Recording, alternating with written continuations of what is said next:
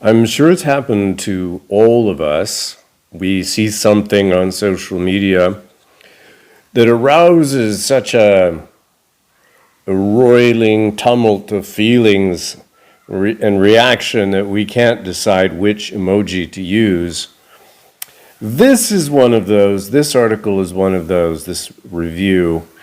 You want to use the laughing emoji because the writer of this book in question being reviewed has got the American Revolution completely wrong, and it's hysterical how upside down this understanding that he demonstrates is, exactly ass backwards, as they say.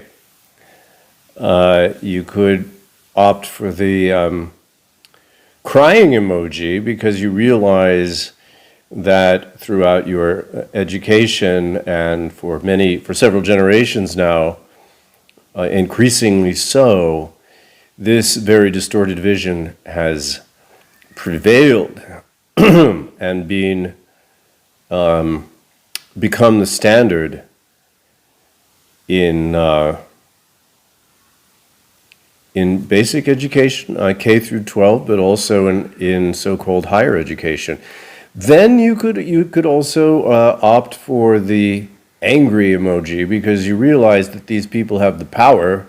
It's not just like, oh, they're idiots and they get it wrong, and how can they get things so wrong?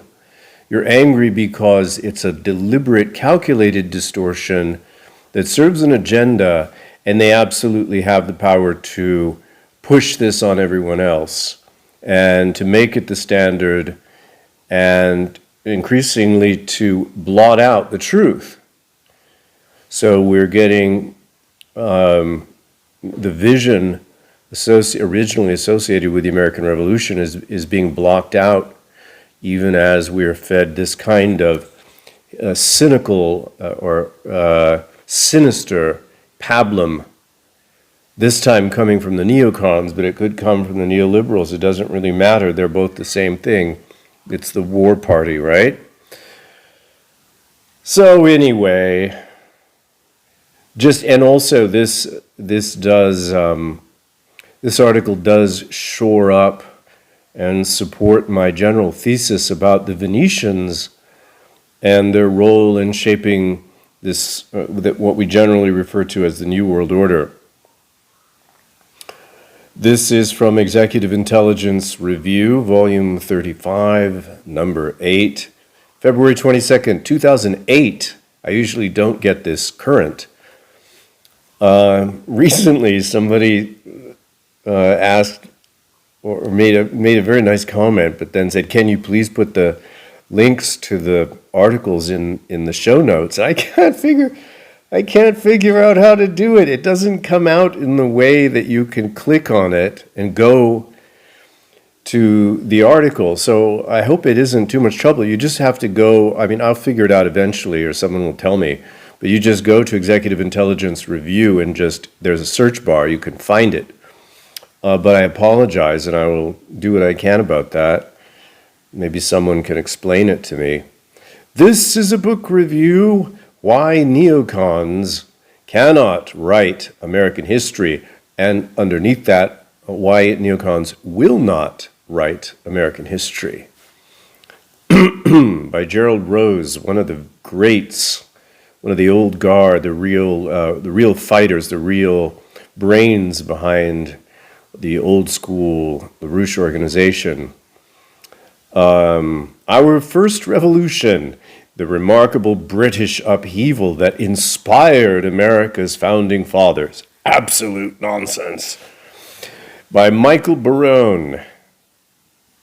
Michael Barone, a senior writer for U.S. News and World Report and a frequent commentator for the right-wing Fox News channel, has written what at first appears to be a lively account of England's 1688 glorious revolution, which brought the Dutch Prince William of Orange to the throne of England, which was really an oligarchical takeover and an appeal to the globalists on the continent to interfere It was a regime change.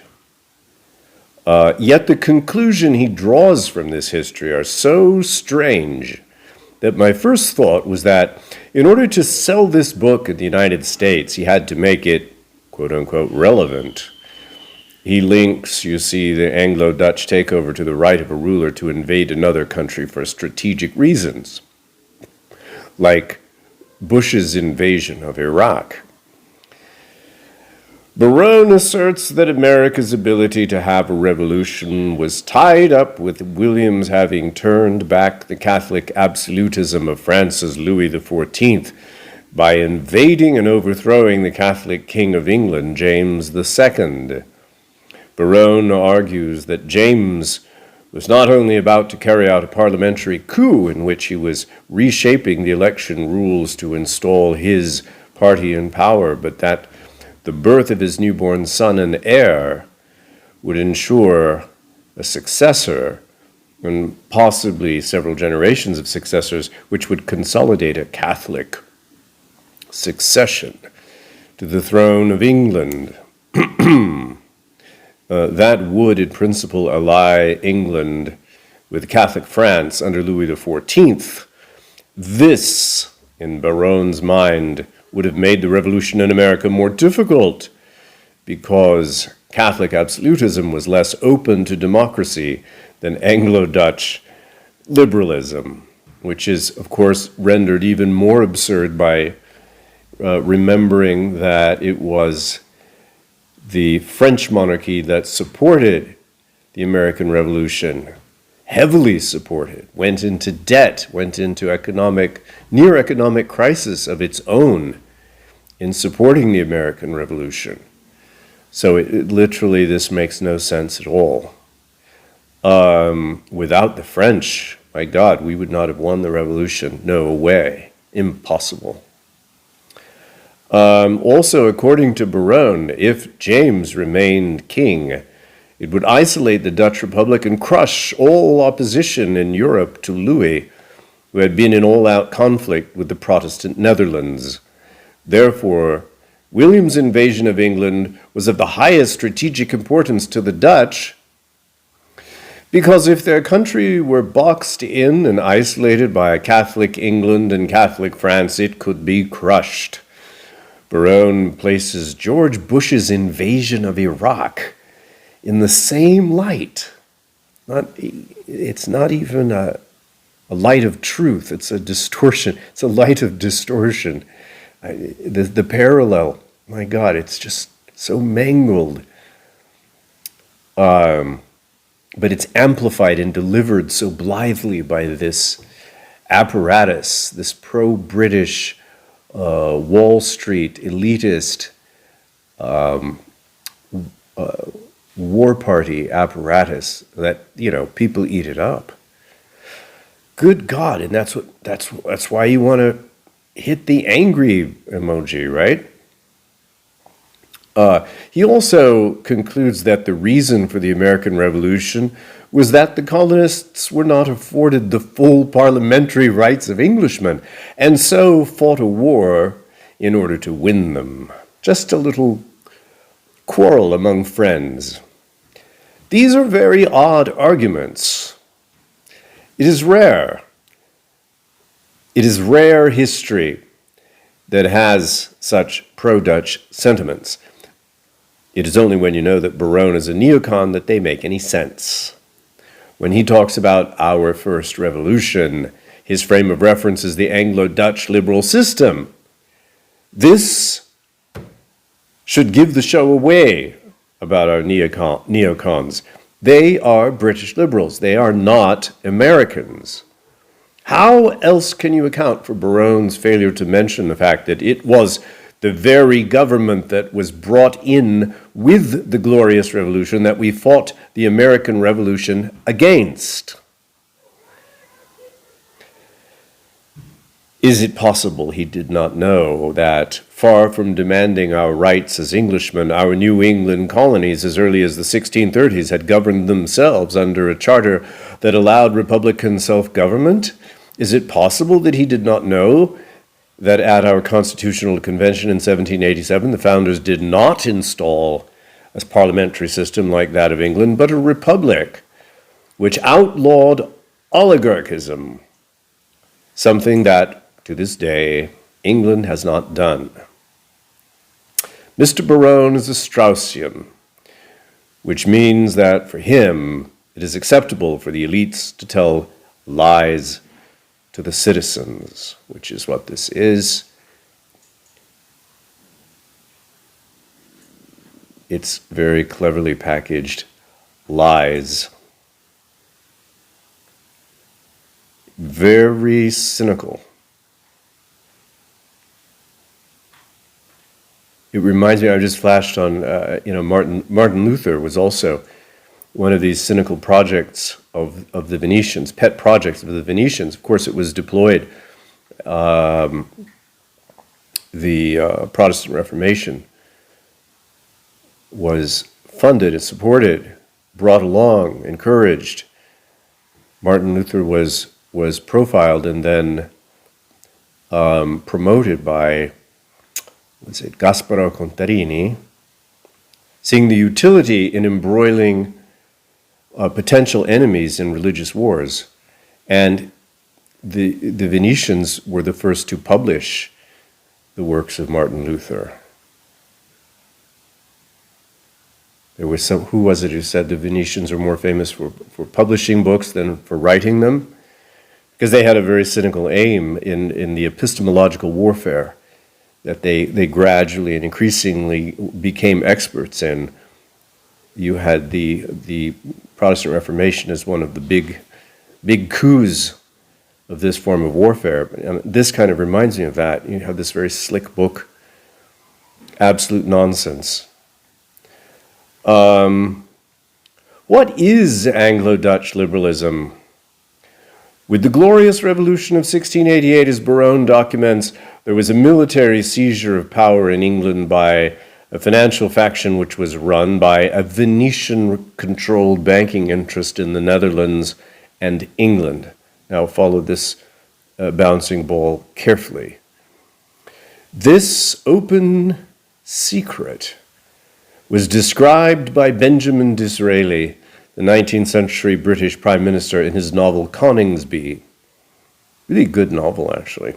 Quote, "The great object of Whig leaders in England, from the first movement under Hampden to the last most successful one in 1688, was to establish in England a high aristocratic republic on the model of the Venetian.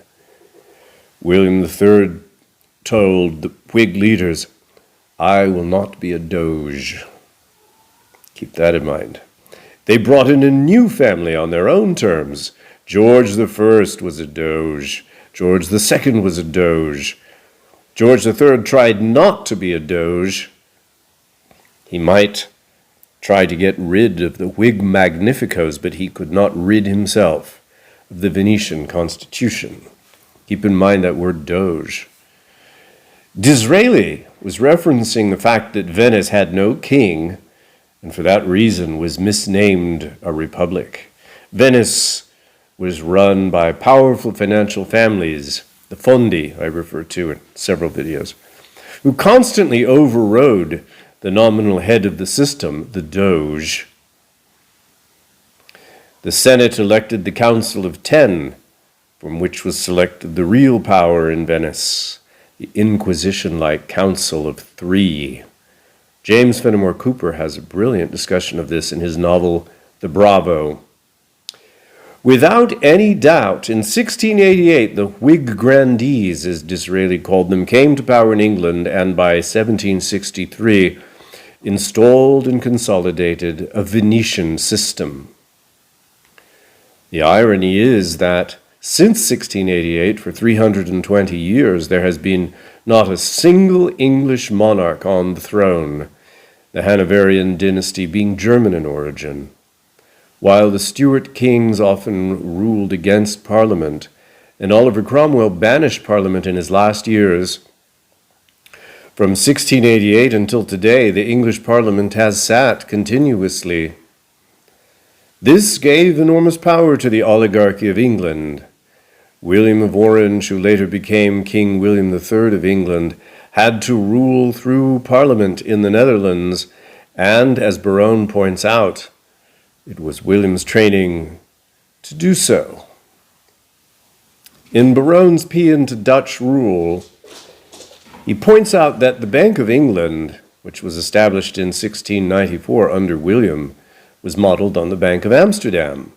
The Bank of England was set up to fund the debt contracted by England during its war with France, since one of the first acts of William's rule was to launch a war against France's Louis XIV.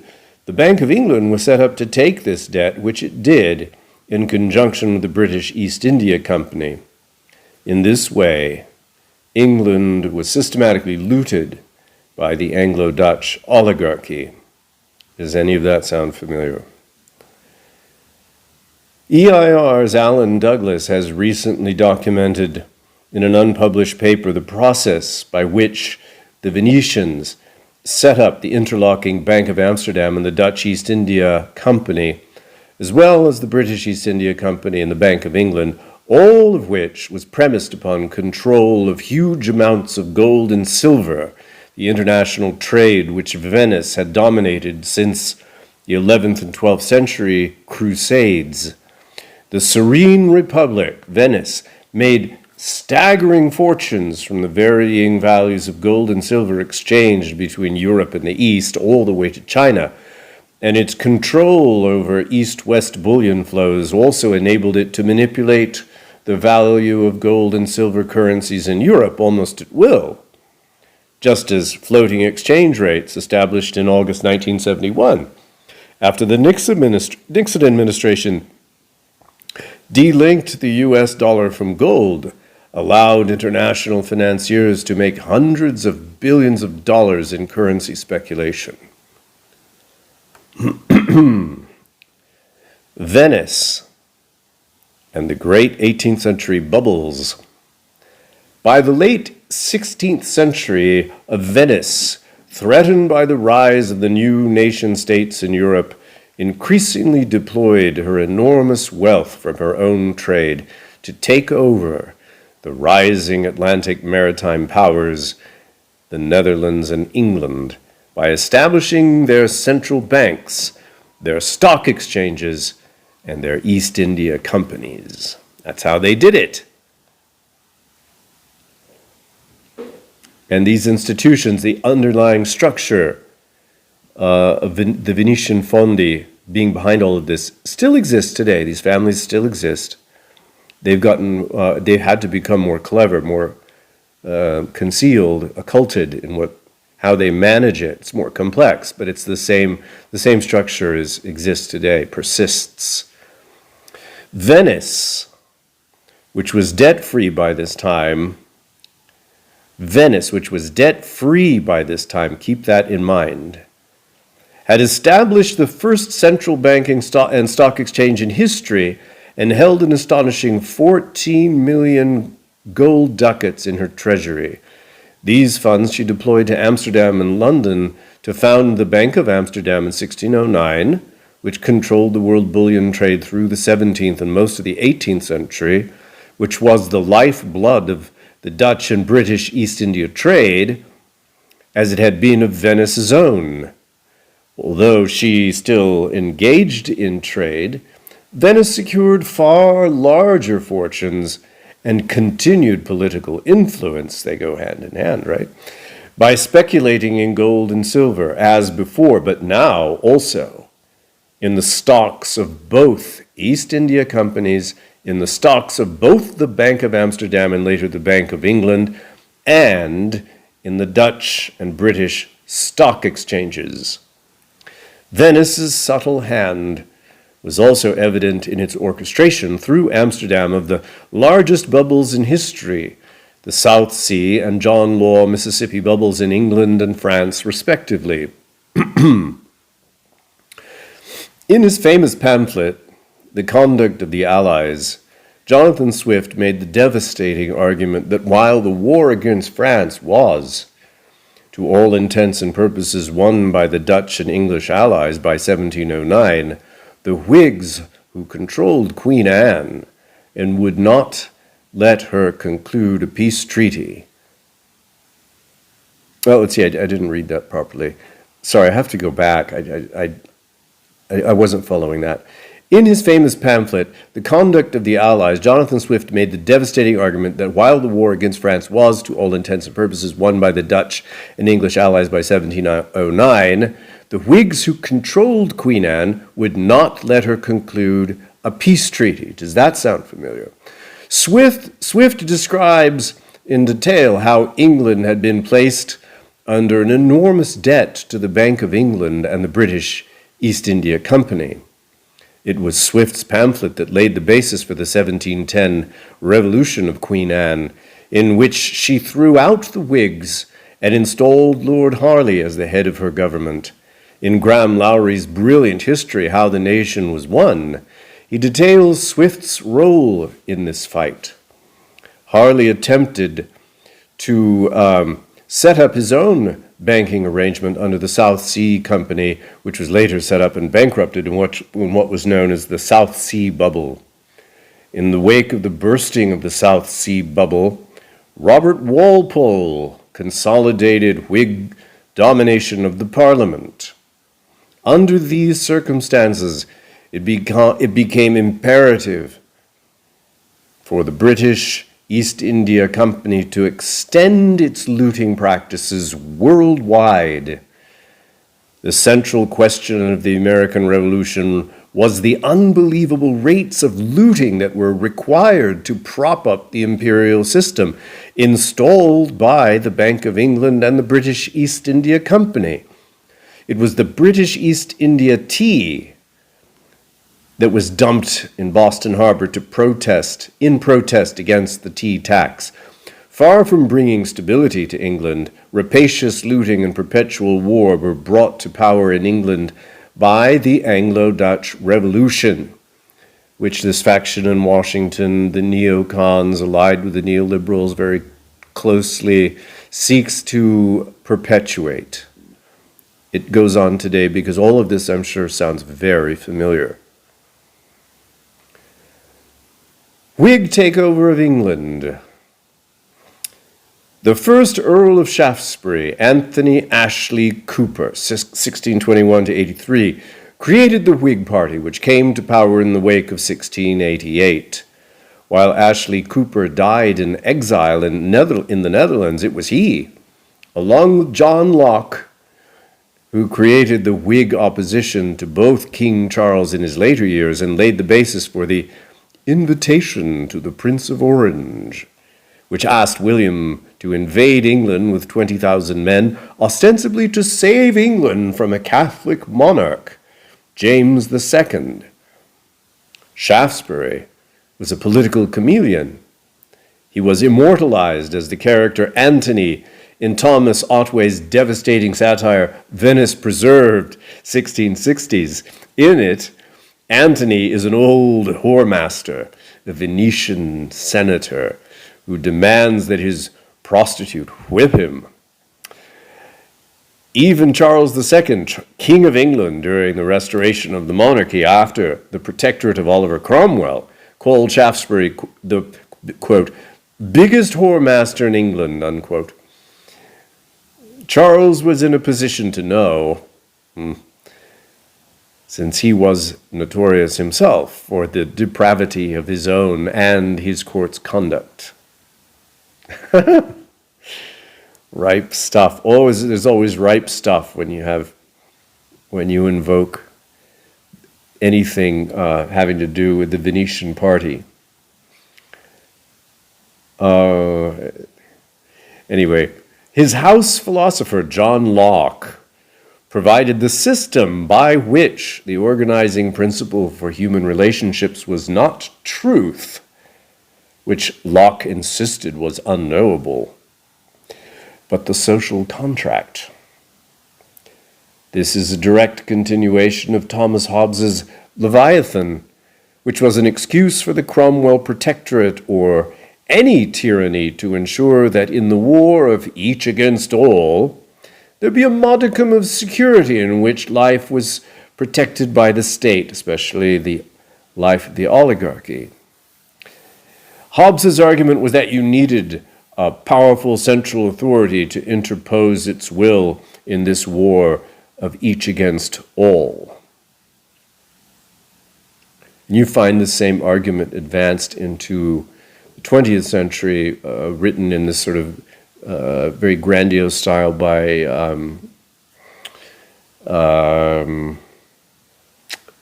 Aldous Huxley.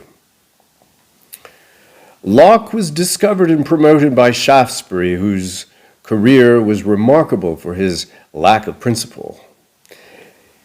He was on the inside of the Cromwell Protectorate. Then, when it was clear to him that the Protectorate would not be around forever, he changed sides to support the restoration of the monarchy under Charles II. His role, however, was as the leader of the parliamentary opposition, which later was known as the Whig Party. This opposition came to a head in the replay of the Gunpowder Plot, in which false testimonies were organized by Shaftesbury to create a scare around an alleged Catholic plot to murder Charles II, known as the Titus Oates affair. The reason this affair was hooked up was the violent opposition to the ascendancy to the throne of Charles's brother James II. The Gunpowder Plot was a Venetian operation in which the Parliament and King James I were to be blown up by Catholic fanatics. The Titus Oates affair was a direct replay of that. What was really going on was of a totally different character. From the standpoint of Venice, the fires of religious war had to be constantly rekindled, and it was essential to use England in the destabilization of the continental powers. Most importantly, Shaftesbury and Locke were critical in bringing the monarchy under the control of the Parliament. Venice's control was exercised through the barons who ran the Parliament, which had the right to increase taxes, which were used mainly to raise funds for wars. It was essential to Venice that the Stuart monarchy, which was close to France, be destroyed. Yet, on the more profound level of fundamental theory, the issue is the method used by Venice to destroy nation-states. It is here that the philosophical radicalism of Locke was critical. Thomas Hobbes was trained directly by Galileo, who was a protege of Paolo Sarpi of Venice. The philosophical radicalism of these men goes by the name of Liberalism. Both these philosophers reject the idea that truth is knowable and assert that what is knowable is that which impinges on the brain through our senses. Sense certainty, or British empiricism. They reject the idea of a uniquely human soul. In fundamentals, that is what the Anglo-Dutch liberalism is about. As Lyndon LaRouche has developed in his writings, this question was no abstraction. In the process of forging our Declaration of Independence, this came to a head on the question of Locke's insistence upon life, liberty, and property versus the Leibnizian view, which this country was founded on, life, liberty, and the pursuit of happiness. Leibniz's view on the matter can be found in his essay On Felicity, about the science of happiness. The Shaftesbury-Locke slave constitution. The abomination of the pro-slavery, pro-oligarchical Shaftesbury-Locke Constitution for South Carolina has been thoroughly documented by EIR. Slavery, as a mass institution in the American colonies, was first introduced in Carolina by Locke and Shaftesbury. While slavery had previously existed in the colonies, it was mainly for domestic work. The mass importation of slavery from Barbados's horrific sugar plantations became the model for South Carolina. By 1708, 31% of the population of Carolina were slaves. The Carolinas split into North and South in 1712. By 1724, the slave population of South Carolina rose to 32,000 out of 46,000 inhabitants, or 69.5%. These slaves were used in the production of rice. This system was then imported into Virginia for tobacco production. This is where Lockean philosophy leads and has led. If we deny the uniqueness of the human soul and that man is made in the image and likeness of God, then slavery is a perfectly logical outcome.